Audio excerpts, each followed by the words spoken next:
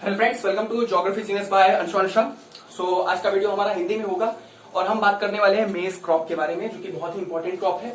इसके अलावा हम दो फूड क्रॉप्स और नन अदर देन ग्रेन होंगी। ठीक है, so let's start. Oil seed और शुगर केन, पल्स और मेज को मैं एक साथ इस वीडियो में कवर करने वाला हूं। सो डोंट गो एनीवेयर, इस वीडियो को फुल देखिए कि क्या रिक्वायरमेंट है और किस किस स्टेट में ये पाई हार्मोनिक्स बनाया हो, जिससे आप प्रोड्यूसिंग स्टेट को याद कर सकते हैं। ठीक है, सो लेट्स स्टार्ट कि इसकी फिजिकल रिक्वायरमेंट क्या है। ठीक है, तो मेज क्रॉप ऐसी क्रॉप है जिसकी जो एक food as well as fodder crop है।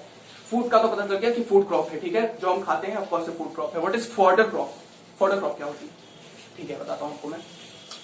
वो क्रॉप्स जिसको हम कैटल्स मतलब कि एनिमल, जो कि एनिमल भी खाते हो, मीन्स ऐसी टाइप ऑफ क्रॉप जैसे कि फॉडर को हिंदी में चारा कहते हैं। अगर आप विलेज एरिया में जाएं, आप अगर विलेज से बिलोंग करते हैं तो आपको पता होगा कि वो कैटल के फूड को चारा कहते हैं। तो चारा ही इसका हिंदी वर्ड है, फॉडर मतलब चारा। तो फूड फॉडर क्रॉप है एक मेज। ठीक है, ये बात तो हमको पता चल गई। उसके बाद हम दूसरे पॉइंट पे आते हैं। दिस किस सीजन में ग्रो करता है? ऑफ कोर्स हम किसी भी फिजिकल फीचर के बारे में अगर हम बात करें तो हम सबसे पहले कुछ टॉपिक्स के बारे में बात करते हैं कि उसकी फिजिकल रिक्वायरमेंट में सॉइल कैसी क्या रिक्वायरमेंट है, कौन से सॉइल में वो पाई जाती है, किस सॉइल में वो अच्छा ग्रो कर सकती है, and what is the season in which it grow, and क्या सीजन का रिक्वायरमेंट है, साथ ही साथ क्या टेम्परेचर एज वेल एज क्या रेनफॉल का रिक्वायरमेंट है। इसी के बारे में तो बात करते हैं हम। फिर कौन सी प्रोड्यूसिंग स्टेट है, उनकी क्या।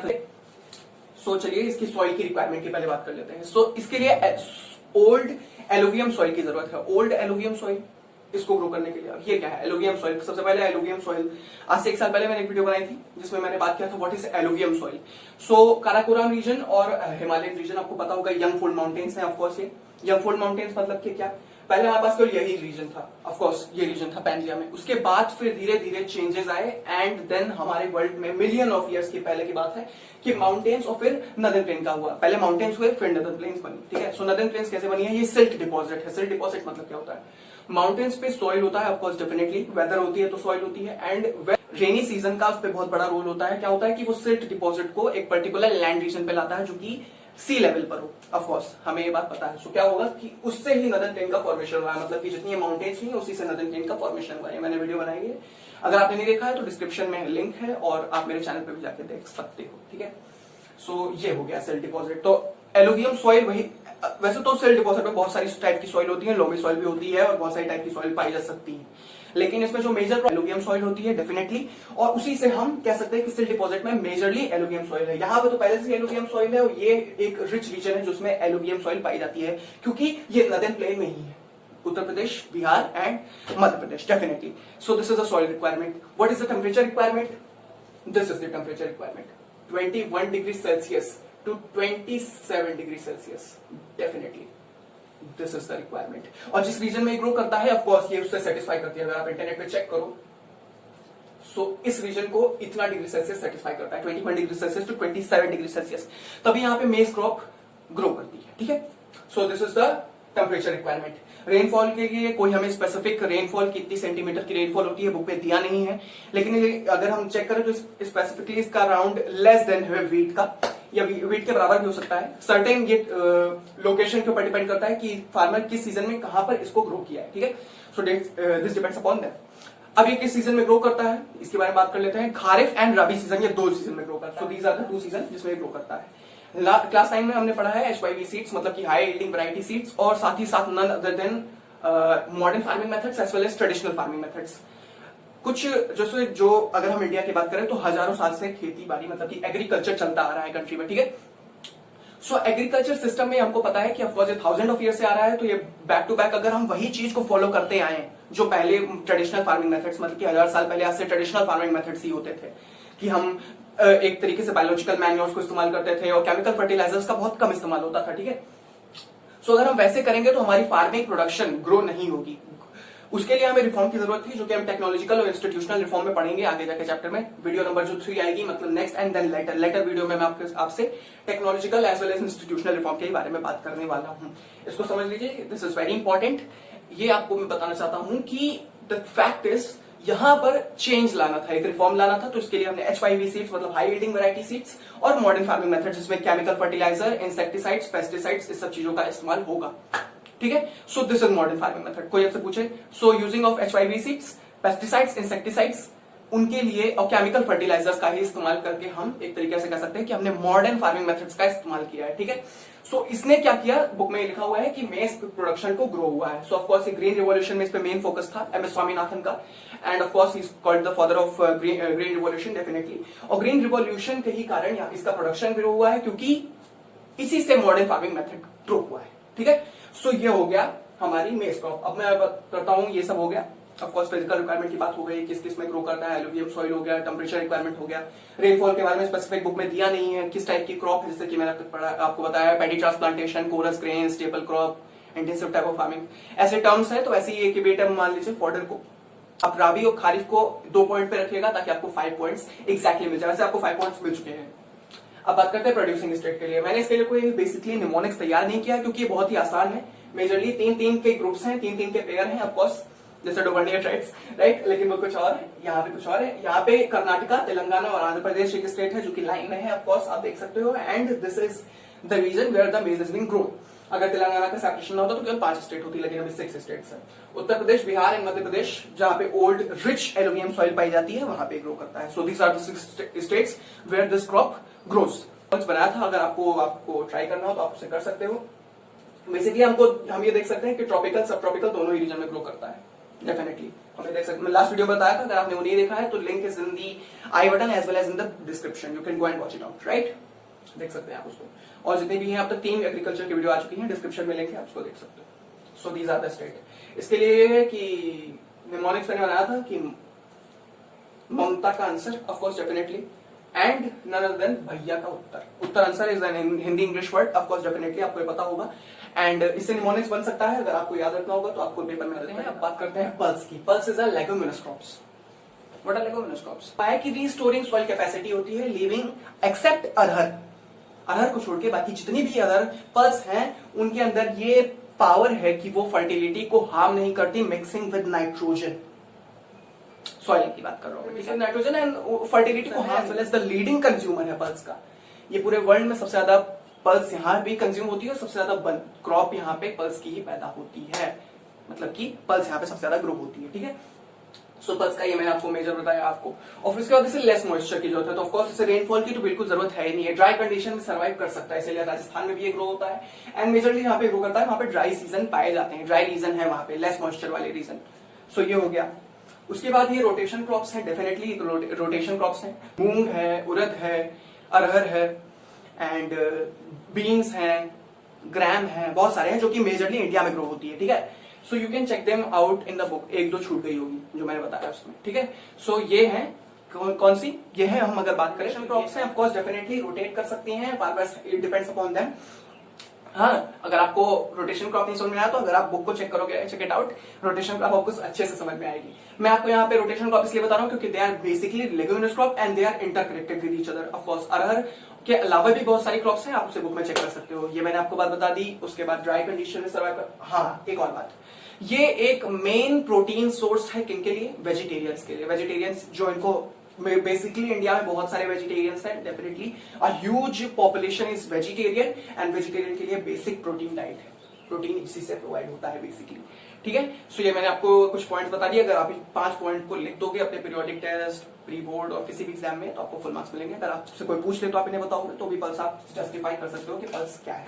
अब बात करते हैं कि इसके लिए हम कौन से निमोनिक्स का इस्तेमाल करेंगे प्रोड्यूसिंग स्टेट। इतनी कुछ ज्यादा नहीं है, 5 प्रोड्यूसिंग स्टेट है, Madhya Pradesh, Uttar Pradesh, Rajasthan, Maharashtra and Karnataka. Only 5 states are there. इसके लिए निमोनिक्स बनाया था कि एमपी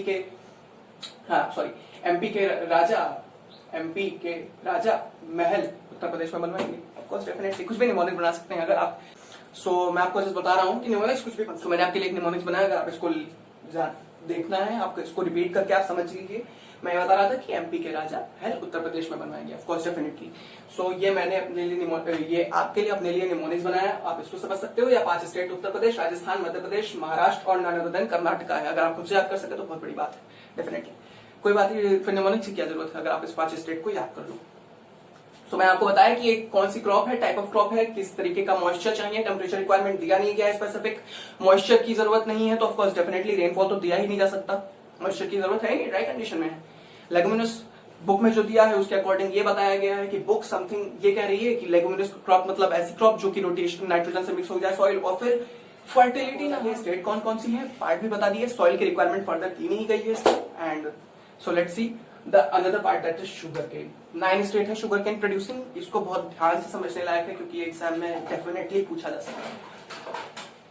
तो अब बात करते हैं शुगर केन क्रॉप की। तो शुगर केन एक ऐसी क्रॉप है जो बेसिकली होता है सो ये ट्रॉपिकल एज वेल एज सब ट्रॉपिकल में ग्रो करता है। लास्ट वीडियो में मैंने आपको बताया कि जो ट्रॉपिक ऑफ कैंसर है उसके ऊपर का पार्ट सब ट्रॉपिकल, उसके नीचे का पार्ट ट्रॉपिकल। ऑफकोर्स आपको याद होगा, अगर नहीं याद है तो डिस्क्रिप्शन और आई बटन में लिंक है, आप जाके देख सकते हो वीडियो को, ठीक है। ये चैनल पर सर्च करोगे तो मिल जाएगा वीडियो, डेफिनेटली सारी वीडियो देख लो, हेल्प करेगा।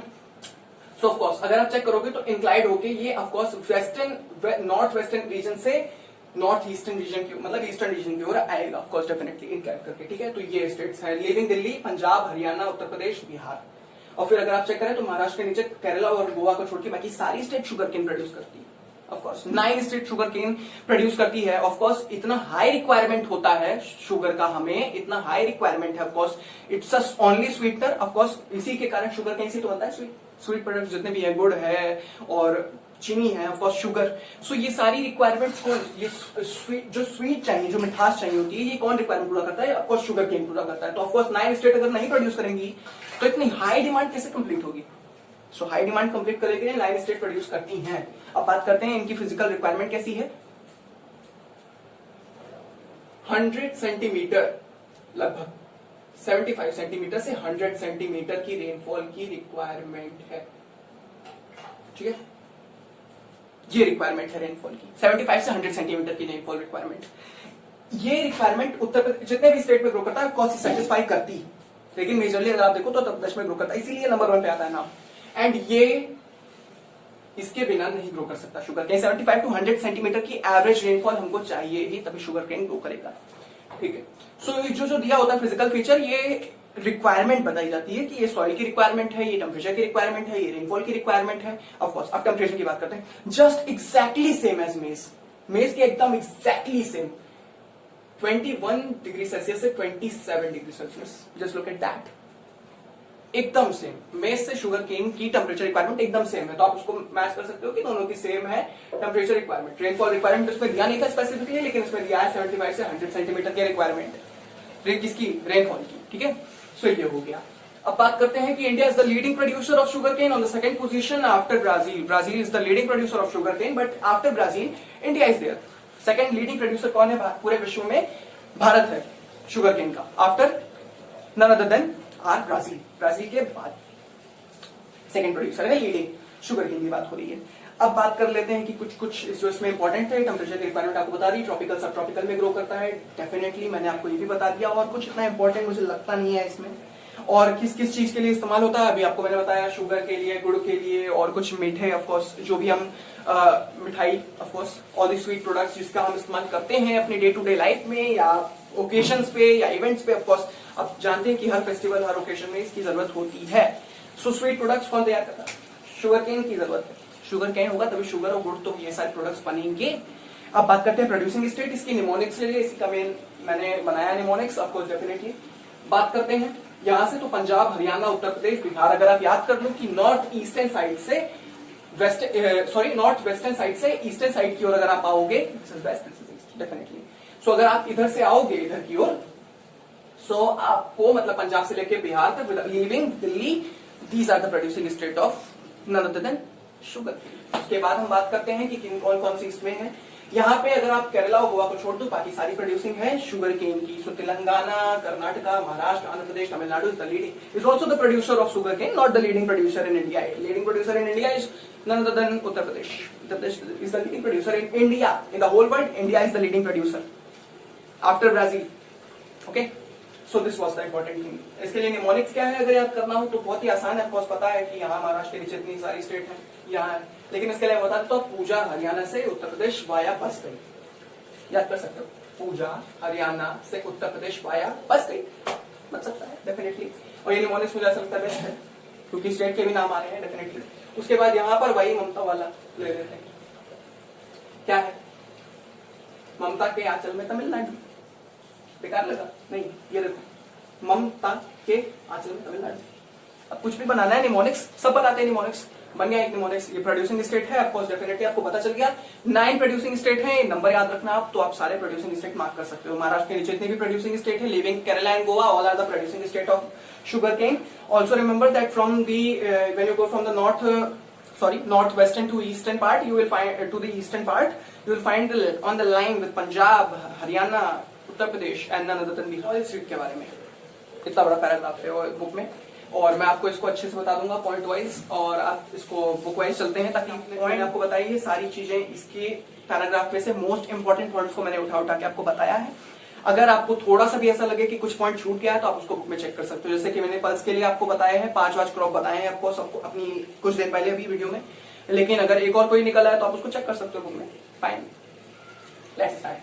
सो बात करते हैं इसके बारे में। तो इसकी रिक्वायरमेंट डिफरेंट है, ये हर क्रॉप की तरह नहीं है, ये थोड़ा डिफरेंट है। Let's start about it. 2015 India was the second largest producer of groundnut in the world after China. Major अगर देखा जाए सो आप देखोगे कि China is the leading producer in main few crops, right, but India is the second. But remember what will happen that जो pace घटा है development का एग्रीकल्चर के कारण, उसी लिए ये प्रॉब्लम क्रिएट हुई है। ठीक है, सो 2015 तक इंडिया एक सेकंड लार्जेस्ट प्रोड्यूसर था ग्राउंडनट के लिए in the whole world after China के बाद।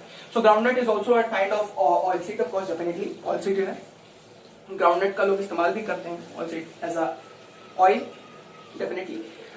In rapeseeds production, India was the third largest producer in the world after the Canada and China। Canada और China के बाद 2015 में rapeseed में नंबर 3rd पे था इंडिया। सो ऑफ कोर्स ये सिनेरियोज हैं, इनको आप पढ़ सकते हो और इनको आप नोट भी कर लेना, एग्जाम में कई बार पूछा जा सकता है इसको। जैसे कि क्या होगा कि what could be the reason, आगे रीजन होगा पैराग्राफ में, अगर नहीं है तो कोई बात नहीं, आप इसको पढ़ सकते हो इंटरनेट पे और इसको सर्च भी कर सकते हो। रीजन पूछा जा सकता है या पूछा जाएगा कि tell me that in which year it was the third producer, and ये सब तो केवल पीरियोडिक पे पूछा जा सकता है। बोर्ड एग्जामिनेशन के एनालिसिस में मैंने देखा कि ऐसे क्वेश्चन नहीं पूछे जा रहे हैं, ऐसे नहीं पूछे जा रहे हैं। वो पूछेंगे टेक्नोलॉजिकल रिफॉर्म से, वो पूछेंगे कि why committing suicide, why this type of question, logical questions, why they will ask you just something which in which you have to use your sense to write the answer. Answer लिखने के लिए आपको अपने sense का इस्तेमाल करना पड़ेगा। आप जो बुक में लिखा है वो आप नहीं लिख सकते, इसको आप समझ सकते हो, समझ के आपको लिखना पड़ेगा। सो ऐसा है कुछ पेपर का एनालिसिस बोर्ड का। पूछा जाएगा मैप पे, और ये पूछा जाएगा आपको कि किस ईयर में कैसा प्रोडक्शन और क्यों प्रोडक्शन गिरा है, ये भी पूछा सकता है, ये आगे जाके आपको पूछा जाएगा। Different oil seeds are grown covering approximately 12% of the total crop area in the country. 12% of total cropping area का इस्तेमाल किया है किसके लिए, ऑयल सीड के लिए, जबकि केवल 3 स्टेट प्रोड्यूसिंग है। लेकिन तब भी डेफिनेटली क्योंकि एक ऑयल सीड की भी तो रिक्वायरमेंट है कंट्री में, एंड एक्सपोर्ट इंपोर्ट भी होता है कंट्री में, वो कंट्री अच्छी वो देखो बुक में कई जगह दिया भी हुआ है, बहुत इंपॉर्टेंट है, इसे समझ लो आप। जिस कंट्री में इंपोर्ट ज्यादा होता है, ठीक है, इंपोर्ट, वहां पे है प्रॉब्लम। मतलब कि क्या कि वो खुद से ग्रो नहीं कर रहा है, ऑफकोर्स इंपोर्ट हो रहा है, बाहर कंट्री से आ रहा है अपनी कंट्री में, ठीक है। सो वो खुद से नहीं ग्रो कर पा रहे हैं, डेफिनेटली तभी बाहर से आ रहा है, नहीं तो खुद से रिक्वायरमेंट पहले तो क्या होता है, पहले इंसान खुद की रिक्वायरमेंट कंप्लीट करता है डेफिनेटली, और जिसमें एक्सपोर्ट ज्यादा हो रहा है वो कंट्री ग्रो कर रही है डेफिनेटली। सो इंपोर्ट जहां पे ज्यादा होगा वो कंट्री एक तरीके से कहा जाता है वो अच्छा नहीं बनता है एग्रीकल्चर सेक्टर में या कोई भी एक्सपोर्टिंग सेक्टर में, एक्सपोर्टिंग इंपोर्टिंग सेक्टर में। जब एक्सपोर्ट ज्यादा होगा, इंपोर्ट कम होगा, तो कंट्री डेवलप कर रही है, डेवलपमेंट की ओर जा रही है। और अगर जहां पे इंपोर्ट ज्यादा हो जाए, एक्सपोर्ट कम हो जाए, वो कंट्री भले ही डेवलप्ड हो बट एग्रीकल्चरल जो भी एक्सपोर्टिंग इंपोर्टिंग सेक्टर है उसमें ग्रो नहीं, ठीक है, ऐसा बुक में लिखा हुआ है, इसलिए बताया मैंने आपको। अब बात करते हैं इसकी कहां कहां इंपॉर्टेंस है, कहां कहां इसको इस्तेमाल किया जाता है। Approximately 12% of the area is covering, ठीक है। Men oil seed produced in India is groundnut, mustard, soy, these are the type of you can read them। इसे आप पढ़ सकते हो कि कई तरीके की कॉटन सीड, कोस्टर सीड्स, बहुत टाइप के ऑयल सीड्स हैं कंट्री में, डेफिनेटली अवेलेबल है।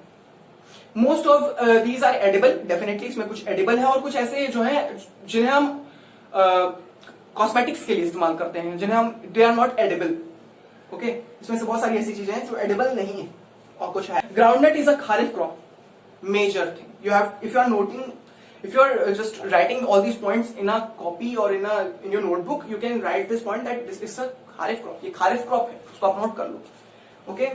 Accounts about the half of the major oil seed produced, जो half oil seed produced है वो majorly groundnut है, oil seed half, 12% का 6% groundnuts, in India.